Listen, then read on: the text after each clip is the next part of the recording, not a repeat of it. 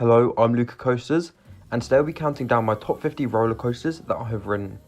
As of recording this video, I've ridden 582 roller coasters across Europe and North America, so all of these roller coasters included in this list are in the top 8.6% of all roller coasters I've ridden.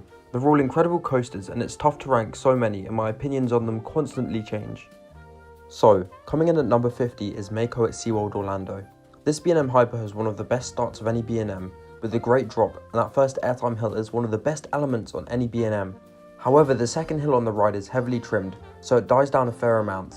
To be fair, the speed hill is still amazing, but everything after the mid-course brake run is fairly boring, and I'm not the biggest fan of the first turn, which moves it down in my rankings. At 49 is Gerstlauer at Knott's Berry Farm. This CCI is really made by its sensation of speed, especially in the second half. Flying through the structure is really fun, and the laterals on it are great. It's also really smooth, which makes it very re-rideable for a wooden coaster. It still has the disadvantages any wooden coaster has, with the relatively weak vertical forces, but that is made up for by the strong points of this ride. Taking the 48th spot is another CCI, Boulder Dash at Lake Compounce. This ride is known for its impressive terrain use, as the layout hugs the hill, which gives it a great sensation of speed as you really fly through the trees. This ride is certainly rougher than Ghost Rider, which makes it harder to re-ride, but it is made up for by the better airtime, especially on the big drops in the middle of the layout, which provides some really good and fairly sustained floater, although the airtime in the finale doesn't quite match that. And the setting is a huge bonus too, just flying through the woods is incredible. You have to ride this in the front row, as no ride has visuals like it. 47 is another ride which uses the terrain incredibly, and that is Tatsu at Six Flags Magic Mountain. This huge B&M flyer really profits from its size, as you fly so high above the ground, which no other B&M flying coaster really provides to this magnitude. The visuals of flying so high above the park is incredible, especially at night, and that pretzel loop is incredible as you dive straight down towards the ground. For me, Tatsu just makes perfect use of the flying coaster model. Coming in at 46 is Candemonium at Hershey Park. I know a lot of people like Mako a lot more than this ride, but I would disagree. Firstly, it seems B&M have perfected the shaping of the drops on the Hypers, as this one is snappy and has a great floater. The first airtime hill is a slight downgrade on Mako's, but the rest of the ride is better, as it trims less, so the subsequent airtime hills are great. The ending is also better with a really fun overbank and decent airtime. While I don't think the newest generation of B&M Hypers have reached their full potential, this is certainly the closest to that. At 45 is Orion at Kings Island. For me, this is the weakest Giga, but it's still a great ride. For starters, it has the best drop on any B&M Giga, as it is so snappy, but the following layout is not too great. The first couple of elements are too tall to capitalise on the incredible feeling of speed Gigas usually give, and the airtime hills have relatively weak airtime, which was disappointing. The ending was good, with a solid pop of airtime going out of the final turn, and some good floater going into the final brake run, but that can't make up for the weaker layout before. Nonetheless, it is such a fun ride, and certainly the best at Kings Island. At number 44 is Millennium Force at Cedar Point.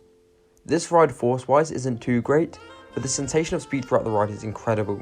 The ride features so many low-to-the-ground turns, which really capitalise off this ride's speed. And the open trains really add to it as well, as even in the back rows you can feel the wind. The airtime hills on this ride, whilst not too strong, are really sustained, which is great. And my biggest complaint with the ride is the drop could be better, but other than that, it's such a fun roller coaster. Just beating out Millennium Force is another coaster at Cedar Point, and that is Magnum XL200. This Arrow Hyper pretty much feels like an Arrow mine train on a huge scale. It's not the most comfortable coaster, but the highlights on this ride are incredible. The second hill has some great sustained floater airtime, and the final hills have some downright ridiculous airtime. However, it is far from a comfortable ride, which to be honest makes it even more fun because of how sketchy it feels. But this has the downside of making it less re-rideable. At 42 is Shambhala at Portaventura. This B&M Hyper is considered by many to be the best B&M Hyper, and I can see why. It has a great layout with a unique turnaround and some pretty strong floater throughout. For me, it is slightly held back by the ending, which isn't the best, but it isn't too bad either. Personally, I'm not the biggest fan of the turnaround, and the speed hill is overhyped for sure.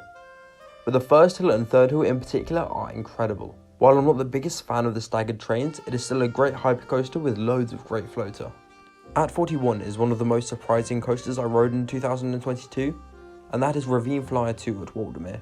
I'm not the biggest fan of wooden coasters, but Ravine Flyer 2 makes the most of this type, and it is fairly smooth as well. It has some good floater throughout, and the sensation of speed is incredible, which is made even better at night. The highlights of this ride include the first drop and the 2 sustained floater hills over the road. And I love this ride setting, from the view of the lake from the lift hill to the ground hugging turns. It may not have the craziest forces, but it's so much fun.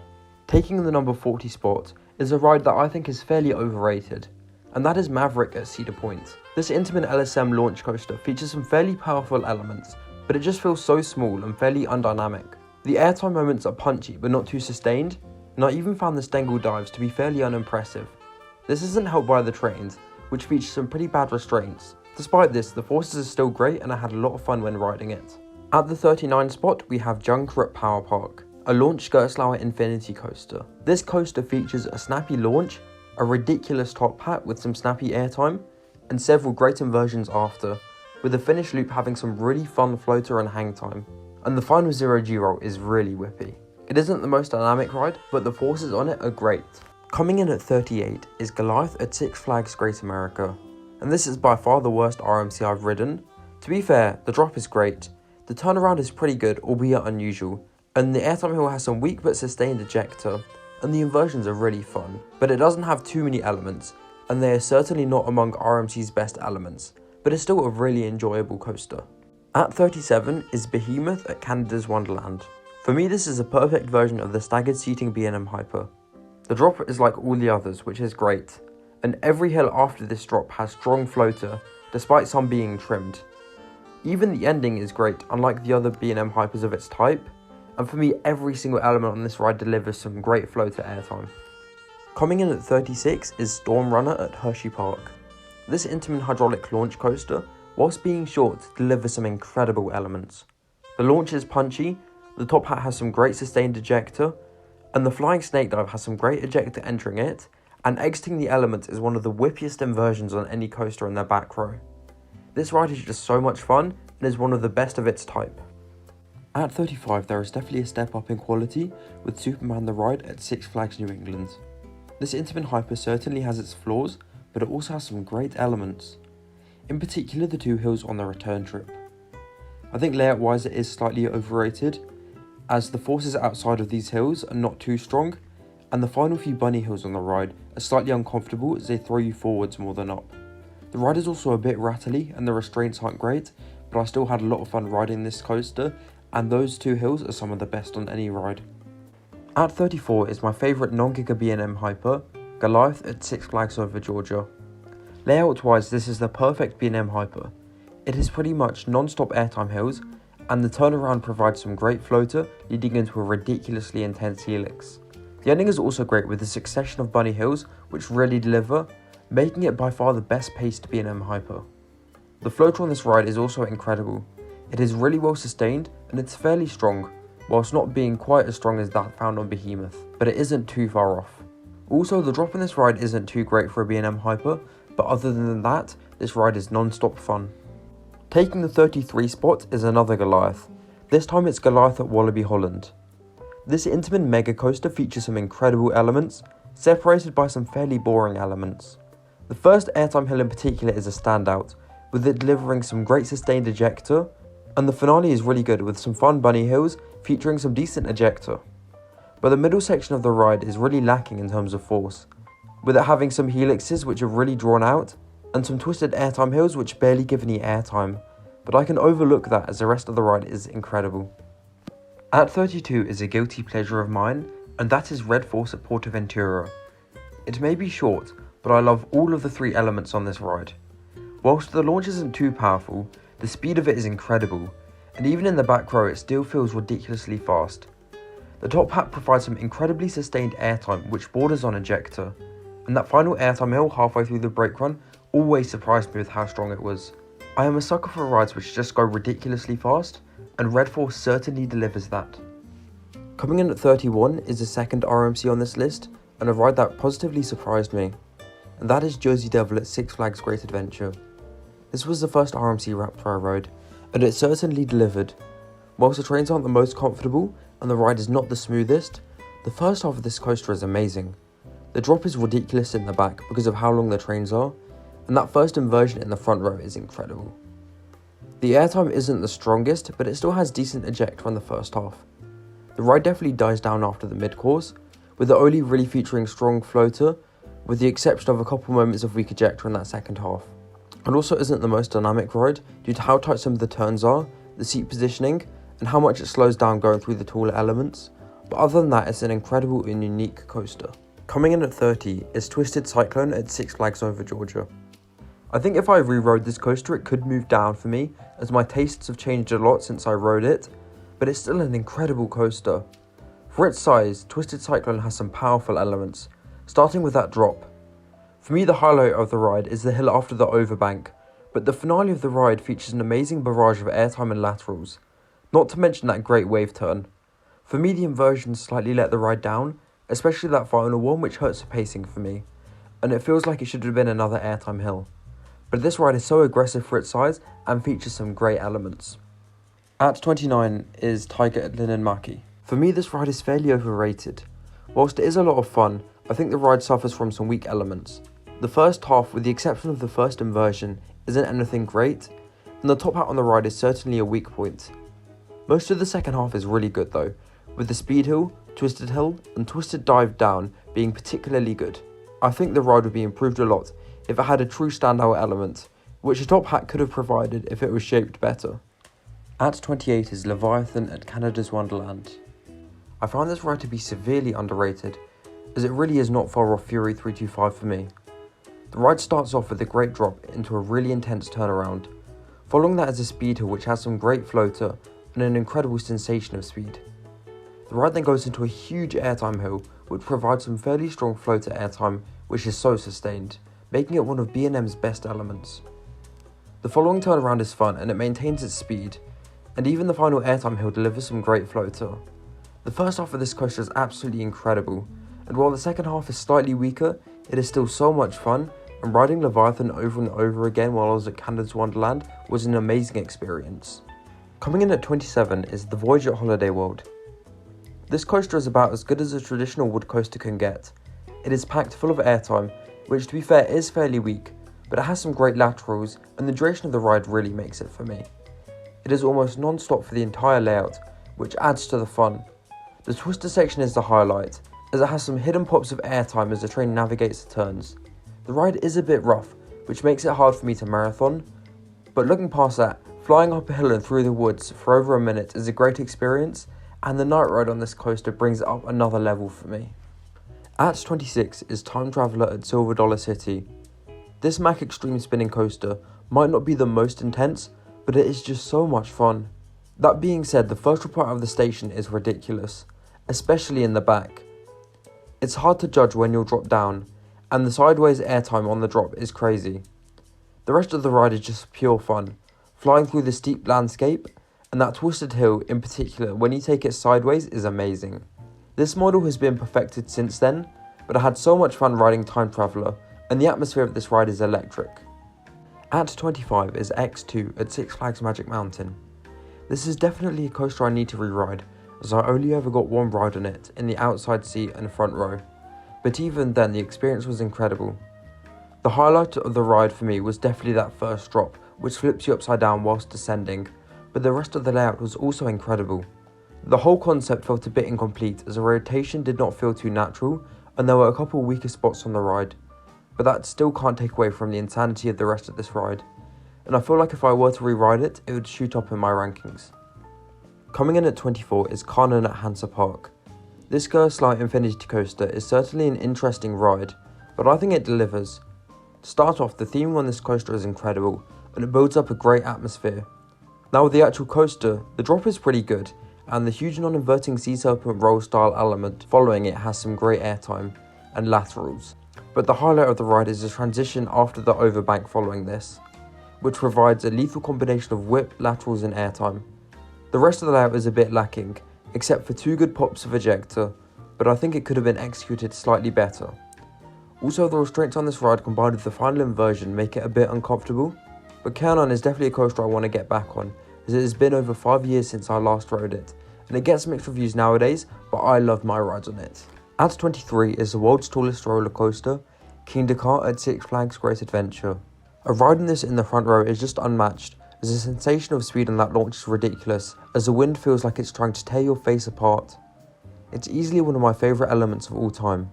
Going up the top hat is also really intense, and you get decent floater going over it depending on how it's running. And then exiting the top hat, the speed again is incredible. King Dakar is certainly a front row ride, but it's still amazing wherever you sit. For my 22nd favourite roller coaster, we have Wildfire at Kolmarden. This RMC top track has an incredible location and features some outstanding elements, in particular the drop, the outer bank wave turn, and the off-axis hill following the second inversion. Other than that, the ride is great, featuring some strong floater airtime moments and solid inversions, but compared to other RMCs it isn't the most aggressive, which brings it down for me. Coming in at 21 is my highest ranked B&M, Fury 325 at Carowinds. The first half of this ride focuses on getting the most out of its blistering speed, with many low to the ground turns, which are all fairly intense as well. The second half then features some of B&M's best airtime, with the hills providing some really strong floater. The only weak spot of this ride is the helix, which does let it down for me, but otherwise it is a near perfect B&M. At 20 we have Untamed at Wallaby Holland. This ride is packed with airtime whilst also featuring 5 inversions. The highlight of those inversions is a double inverting corner stool, which has some hang time which transitions perfectly into floater before rolling back down. The other inversions however are not too great, especially the final 2, which really kill the flow of the ride for me. The airtime on this ride isn't the greatest for an RMC, with it mostly being weak ejector, with the exception of a couple of hills, and with the exception of the outer bank and big airtime hill it isn't too sustained. Most of it is quick pops, which are fun, but to me it just feels like the ride could have been executed a lot better and the layout doesn't flow too well. At 19 is Outlaw Run at Silver Dollar City.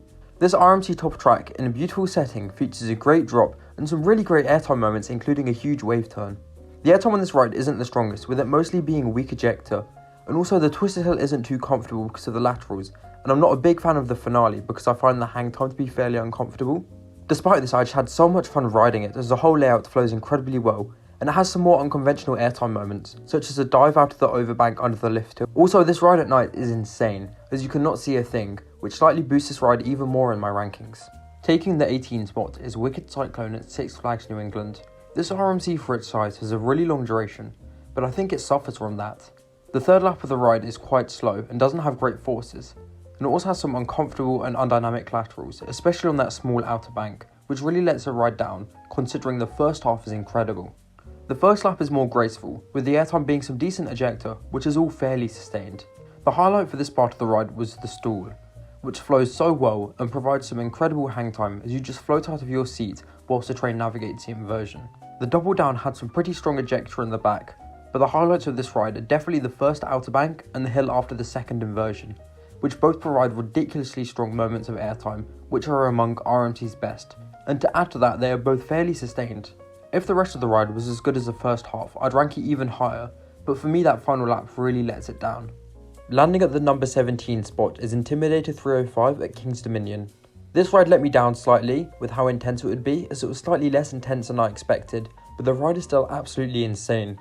It stays low to the ground and has some of the craziest whip on any coaster, while also featuring some great airtime. I will say the sensation of speed on this ride is a bit lacking because of how restrictive the trains are, but that is made up for by the layout, and the night rides I got on this as the thunderstorm was approaching were just surreal. At 16 is Lech Coaster at Legendia, and this coaster really has it all. A crazy drop, ridiculous sustained positives, and some amazing sustained airtime, whilst also having a couple really strong pops of airtime as well. The airtime in the first half is really strong, and there is one small twisted hill halfway through the ride which delivers a really strong pop of airtime.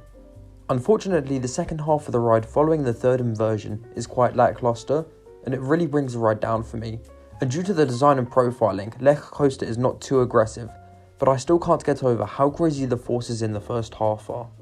At 15 is Velocicoaster at Islands of Adventure. Force-wise this ride isn't too great, but I just had so much fun riding it. The whole atmosphere is incredible, especially at night, and that second half is just pure fun. The first half is still great, especially that dive loop, which has some incredible airtime going into it in the front row, making it my favourite inversion on the ride when riding in the front. But the rest of the first half is not too great, with some fun turns and airtime pops. However, the second half really picks up the pace. The top hat for me is the highlight of the ride, as in the back it provides some great ejector. The stall after is a lot of fun and surprisingly aggressive. The wave turn provides a fun pop of floater, and that outer bank turn afterwards is really aggressive as well. The final inversion is a lot of fun as you're going so fast through it and so low to the ground, and you just fly out of your seat. So despite this ride not having the craziest forces and layout compared to rides ranked similarly, I just can't help but love it. Coming in at 14 is Twisted Colossus at Six Flags Magic Mountain. This coaster is just packed with airtime, and for the most part that airtime is great.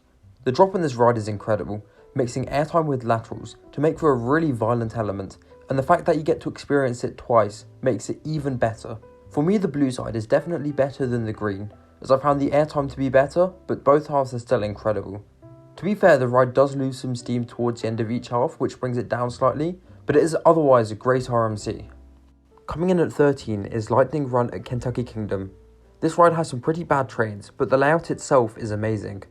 It is filled with loads of great ejector, which is all fairly strong, and that finale is ridiculously strong with a series of bunny hills. It has a good range as well, with some more sustained but weaker moments in the first half, and stronger moments of airtime in the second half. The ride is really dynamic and has some great positives throughout, and I think Lightning Run is really underrated. And it is certainly deserving of a high spot on this list. At 12 is Expedition G-Force at Holiday Park. This coaster has some of the best executed airtime moments of all time. However, between them are some weaker elements. The first drop is one of the craziest out there, with some decent ejector combined with crazy laterals and whip, which just feels so powerful. And that first airtime hill is excellent. It isn't too strong, being on the border between strong floater and weak ejector, but it is so sustained, and the transition into the airtime is fairly aggressive, which makes it feel even more insane. The second airtime hill manages to be even better, with stronger airtime. Unfortunately, the middle section has some fairly boring turns, which are interrupted by a really aggressive twisted hill. The ride then ends out with 4 bunny hills, the second of which is incredible and the strongest moment on the ride. So while the airtime on this ride isn't the strongest, the shaping on the hills provides an almost perfect sensation, which make for one phenomenal coaster. At 11 is Storm Chaser at Kentucky Kingdom. This smaller RMC features some incredible airtime, especially on the larger hills in the first half. This ride does have some awkward moments of laterals, which are made up for by the great airtime. The ride's second half consists of a barrage of small but strong pops of ejector, which are fun, although the double down is executed fairly poorly as it is just too small, which makes it kind of jerky and uncomfortable. The airtime, whilst not quite RMC's strongest, is definitely up there, and those large hills in the first half really make it stand out for me. Starting off the top 10, the rides now really become top tier for me, and these are all rides that I'd travelled just to re-ride. At 10 is Hyperion at Energylandia. This huge Intamin hypercoaster is one of the best starts to any ride, with a drop that features incredible sustained ejector, which makes it a contender for my favourite drop of all time. The ride then goes into a huge ejector hill, which features some pretty strong ejector considering how sustained it is. The ejector just goes on forever, making it my favourite airtime hill of all time. The ride then rises up into the twist and dive, giving a moment of strong floater into a ridiculously whippy dive down, which just throws you to the side. And this element is incredible in the back row. Unfortunately, the ride really dies down after this, with the speed hill and Stengel dive being decent, and the airtime hill after gives barely any airtime. The ride then picks up the pace with the second Stengel dive, which provides brutal laterals, before the ride goes into a great speed hill. And the finale of the ride has a couple moments of decent ejector. However, this ride really suffers from the pacing issues, but those first 3 elements are hard to beat for me, and in the front row the sensation of speed on this ride is incredible. It just feels like you're on a giga. At number 9 is my former number 1 coaster, Lightning Rod at Dollywood. I do appreciate the recent iBox retrack, as the smoother ride experience does improve the coaster for me, but the ride feels slower than ever. Despite Lightning Rod being much slower, it still delivers. The first half features some great floater moments, with my favourite being the wave turn, and in the second half the ride picks up the pace with the good off-axis hill before rising up into the quad down. And this legendary element provides 4 great moments of ejector in quick succession, and the airtime in the second half is still really good, despite the ride being slowed down. The whole atmosphere flying through the woods and up the hill so close to the ground makes Lightning Rod even more fun for me, and I loved every ride I got on this coaster. At 8 is Conda at Wallaby, Belgium. This coaster features an almost perfect layout filled with airtime. However, the execution isn't quite the best. The first drop is really strong although brief, and the first airtime hill provides some great sustained ejector, and so does the following outer bank turn. The non-inverting cobra roll isn't the best, but the airtime hills following provide some great forces. Towards the end, Conda does lose some steam, and the final bunny hills really under-deliver because of how shallow the profiling on them is. And I think in that regard the ride could have been improved, but the first 3/4 of this ride are just phenomenal, which is why it ranks so high for me. Now at this point there is a jump up in quality, as taking the number 6 spot is Twisted Timbers at King's Dominion. I went into this ride with high expectations and I was still blown away. Twisted Timbers probably has the strongest airtime of any RMC that I've experienced, and there is so much of it. The ride starts off with a few weaker elements, but as soon as you go into the first of the 3 big airtime hills, it is non-stop, and it feels like the air gets stronger as you go on. The first big hill provides a weak but sustained ejector, and the 2 subsequent hills get even stronger, with the third being very strong for its size. The cutback is decent, and after that there is a barrage of ridiculously strong airtime pops, which are surprisingly sustained as well, with many being off-axis. This sequence flows really well, and the airtime throughout is just ridiculous, especially in the front row.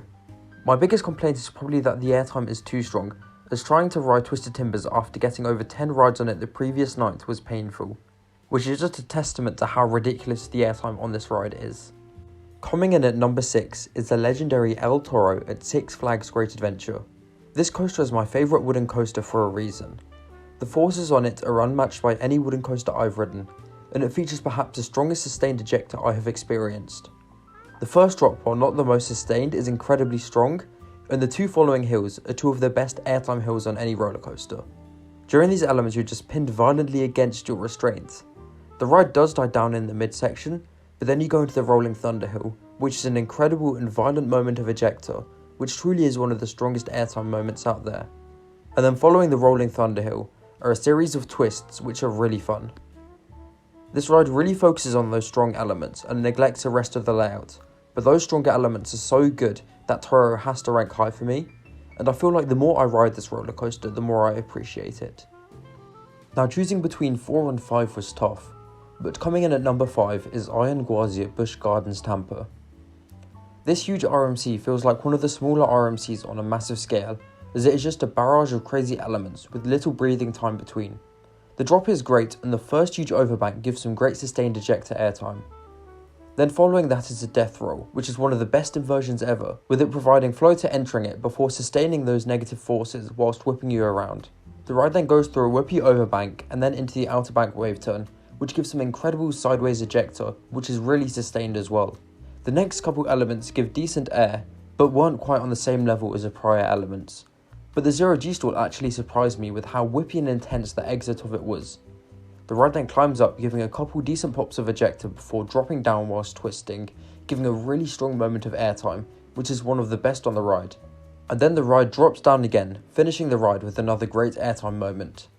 I think what stops this ride from being higher is a few weaker elements, and also some of the elements feel a bit undynamic and uncomfortable, but that really is a small complaint as this coaster is near perfect.